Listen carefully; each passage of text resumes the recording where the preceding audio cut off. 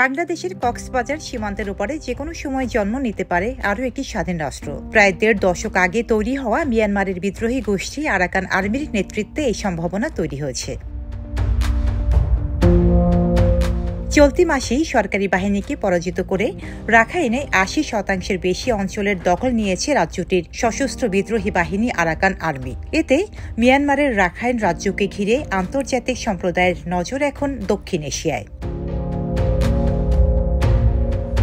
আন্তর্জাতিক বিশ্লেষকরা মনে করছেন, রাজনৈতিক পট পরিবর্তনের অস্থিরতার মধ্যেই আরও বড় ঘূর্ণাবর্তে পড়তে যাচ্ছে বাংলাদেশ। তাছাড়া বহুদিন ধরেই গুঞ্জন আছে, সেভেন সিস্টার্সকে ভারতের মূল অংশ থেকে বিচ্ছিন্ন করে মিয়ানমার ও বাংলাদেশের কিছু অংশ নিয়ে একটি খ্রিস্টান রাষ্ট্র প্রতিষ্ঠার।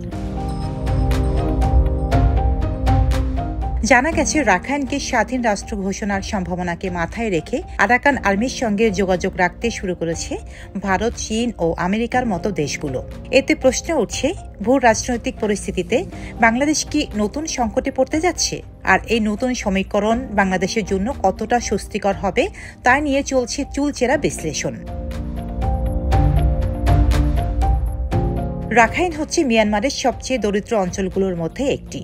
অন্যদিকে বাংলাদেশ এবং বঙ্গোপসাগরের সীমান্তবর্তী এলাকায় মিয়ানমারের একটি উপকূলীয় রাজ্য।